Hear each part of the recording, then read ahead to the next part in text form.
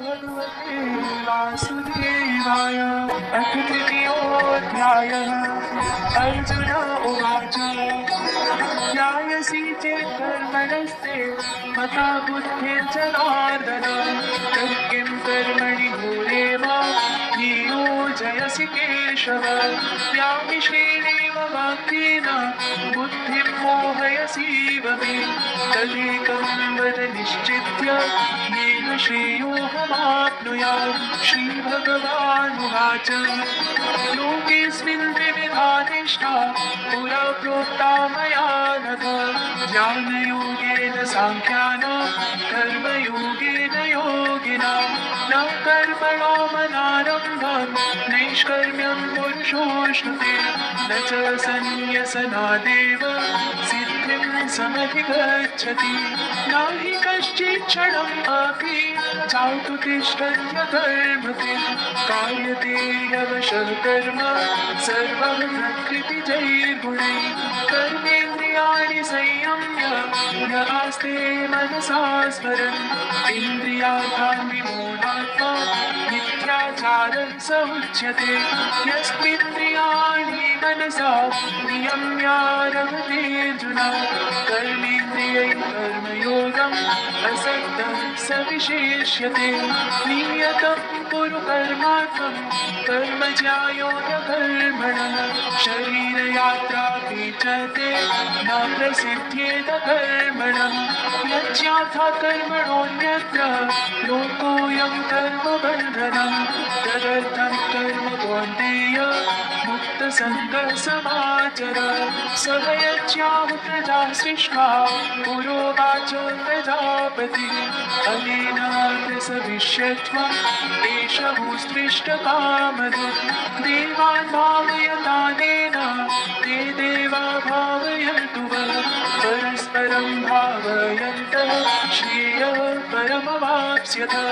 इष्टान् भोगान् हि वो देवा दास्यन्ते यज्ञभाविता तैर्दत्तानप्रदायैभ्यो यो भुङ्क्तेस्तेन एव सः। यज्ञशिष्टाशिनः सन्तो मुच्यन्ते सर्वकिल्बिषैः भुञ्जते ते त्वघं पापा ये पचन्त्यात्मकारणात्। अन्नात् भवन्ति भूतानि पर्जन्यादन्नसम्भवः यज्ञात् भवति पर्जन्यो यज्ञः कर्मसमोद्भवः। कर्म ब्रह्मोद्भवं विद्धि ब्रह्माक्षरसमोद्भवम् तस्मात् सर्वगतं ब्रह्म नित्यं यज्ञे प्रतिष्ठितम्। एवं प्रवर्तितं चक्रं नानुवर्तयति हयः अघायुरिन्द्रियारामो मोघं पार्थ स जीवति। यस्त्वात्मारतिरेव स्यात् आत्मतृप्तश्च मानवः आत्मन्येव च सन्तुष्टः तस्य कार्यं न विद्यते। नैव तस्य कृतेनार्थो न कृतेनेह कश्चन न चास्य सर्वभूतेषु कश्चित् अर्थव्यपाश्रयः। तस्मात् असक्तः सततं कार्यं कर्म समाचर असक्तो याचरन् कर्म परमाप्नोति पूरुषः। कर्मणैव हि संसिद्धिम् आस्थिता जनकादयः लोकसङ्ग्रहमेवापि सम्पश्यन् कर्तुमर्हसि। यद्यदाचरति श्रेष्ठः तत्तदेवेतरो जनः स यत्प्रमाणं कुरुते लोकस्तदनुवर्तते। न मे पार्थास्ति कर्तव्यं त्रिषु लोकेषु किञ्चन नानवाप्तमवाप्तव्यं वर्त एव च कर्मणि। यदि ग्रहं न वर्तेयं जातु कर्मण्यतन्द्रितः बहवत्मानुवर्तन्ते मनुष्याः पार्थ सर्वशः। उत्सीदेयुर्मे लोकाः न कुर्यां कर्म चेदहं सत्तरस्य च कर्ता स्याम् उपगम्यामि मां प्रजा। सक्ता कर्मण्य विद्वांसो यथा कुर्वन्ति भारत कुर्याद् विद्वांस्तथा सक्तः चिकीर्षुर्लोकसङ्ग्रहम्। न बुद्धिभेदं जनयेत् अज्ञानां कर्मसङ्गिनां जोषयेत् सर्वकर्माणि समाचरन् प्रकृते क्रियमाणानि गुणैः कर्माणि सर्वशः अहङ्कारविमूढात्मा कर्ताहमिति मन्यते तत्त्ववित्तो महाबाहो गुणकर्मविभागयो गुणागुणेषु वर्तन्त इति मत्वा न सज्जते प्रकृतेर्गुणसम्मूढा सज्जन्ते गुणकर्मसु तान् कृत्स्नविदो मन्दान् कृत्स्नभिन्न विचालये मयि सर्वाणि कर्माणि सन्न्यस्याध्यात्मचेतसा निराशीर्निर्ममो भूत्वा युध्यस्व विगतज्वर ये ते मतम् इदं नित्यम्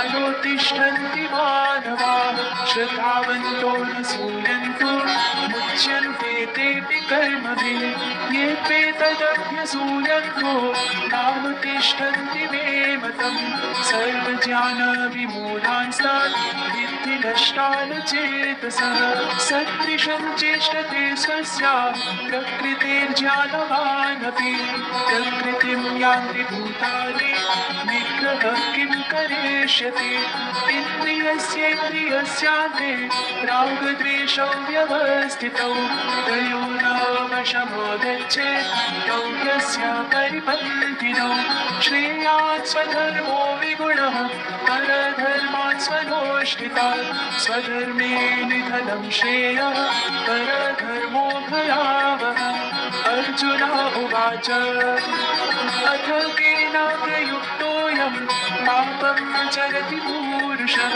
अनिच्छन् अपि वार्ष्णेय बलादिव नियोजितः श्रीभगवानुवाच मामरीश क्रोधेश रजो गुणसमोद्भवः महाशनो महापाप्मा विद्येनं इह वैरिणं धूमेनाव्रियते वह्निः यथादर्शो बलेन च यतोल्बेनावृतो गर्भः तथा तेनेदमावृतम् आवृतं ज्ञानमेतेन ज्ञानिनो नित्यवैरिणा कामरूपेण कौन्तेय दुष्पूरेणानलेन च इन्द्रियाणि मनोबुद्धिः अस्याधिष्ठानमुच्यते एतैर्विमोहयत्येष ज्ञानमावृत्य देहिनम् तस्मात् त्वमिन्द्रियाण्यादौ नियम्य भरतर्षभ पाप्मानं त्यजहीनं